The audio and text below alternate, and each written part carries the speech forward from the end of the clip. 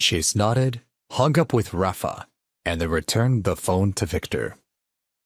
At this moment, the entire bar was deathly silent. Victor looked around. It was clear that everyone had heard the conversation. Everyone had heard Rafa call Chase a friend. He felt extreme despair. It had not been a showdown between two men of equal high status and power as he had hoped. Instead, Rafa, of the illustrious Morales family, had practically thrown himself at Chase's feet. Victor had lost the battle. He sat down in a nearby chair, powerless. His heart was filled with both anger and despair. Chase was just too powerful to fight. Suddenly, Chuck's phone rang. He leaned over to Chase and whispered, "Mr. Rothman, everything's in place. You just need to give the word." "Do it," replied Chase. In an instant, every last one of Victor's footholds in Lauderville was raided. Everything he worked for nearly a decade was gone. It was a tremendous power shift in the city. And while people would feel it, it would never be spoken about publicly. The name Victor Antonov, which once held power, which once inspired fear, would never be uttered again. In a few years, no one would remember him at all. His reign was truly over.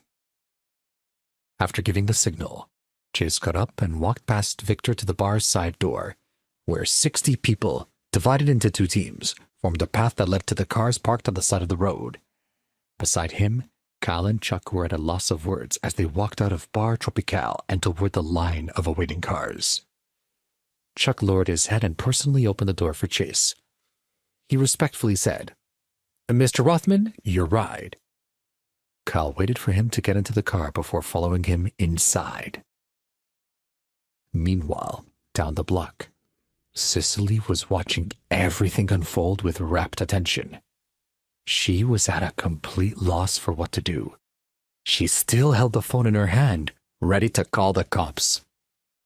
Andy pushed at her crazily and said excitedly, "Sicily, look, is that Chase getting into the—" "It can't be," she muttered in disbelief. "Did we underestimate Chase before?" Andy asked. No one dared to believe the scene in front of them. Both Kyle and Chuck, two powerful men in their own right, had just respectfully ushered Chase into a nearly $5 million car. Was it all true? She thought. But he's just a good-for-nothing. She tried to clear her head. Was she seeing things? But the truth was that Chase was sitting inside the plain as day.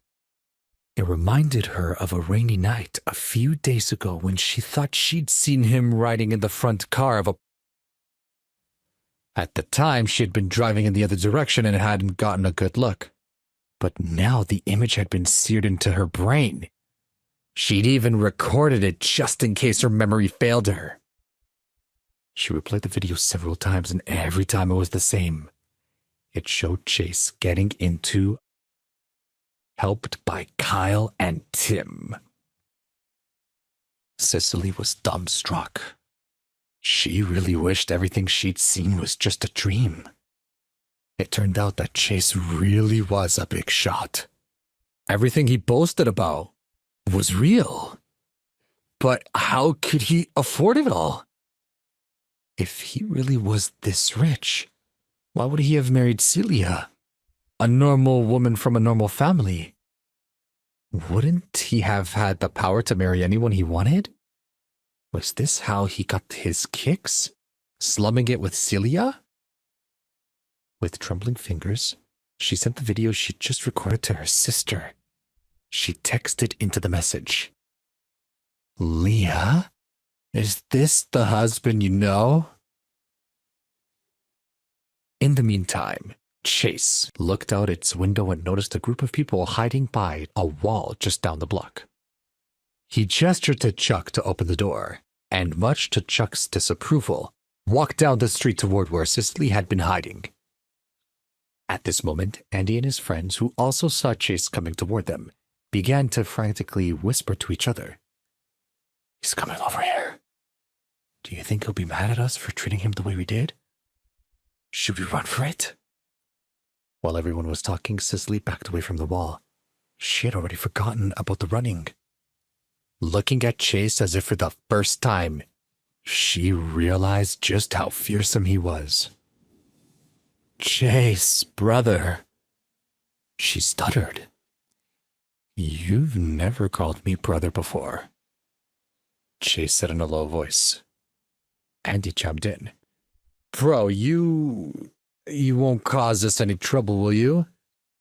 Chase laughed. I take it you saw everything? No, we didn't see anything. Andy quickly replied. I told you to leave earlier. Why didn't you? He asked again. Cicely spoke up. We were afraid that something might have happened to you, so we came back, she said weakly. Chase continued to laugh. I guess you guys aren't completely horrible after all. Brother, Cicely began, clutching her cell phone to her chest. Who are you? No one, said Chase. I'm just an ordinary person. Your brother-in-law. Cicely stuttered, pointing toward Chuck and Kyle. Chase got quiet. Don't tell your sister about what happened today, he said. After a long silence, Andy was the first to speak. Hey man, your business is your business. I'm not telling anyone anything. Chase turned to look at him and said, Don't gamble so much in the future. Money is not something to take lightly.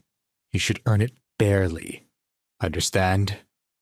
Understood, Andy said. He didn't dare say another word.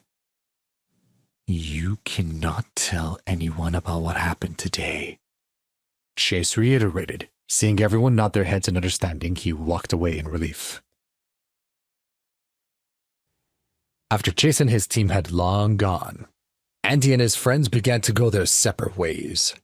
Only Cicely remained on the corner, her feet frozen in place, sweat falling down her face like waterfall. Chase was terrified. It was almost too much to believe. Meanwhile, Celia was in the hospital ward, looking out the window at the scenery. Suddenly, she received Cicely's message. It was a video. She opened it and saw the video very clearly. In it, there were dozens of people lined up on the side of the road alongside a sea of high-end luxury cars. In the center of the video was her husband. Her eyes instantly went wide with shock as she covered her mouth. Chase, she thought to herself.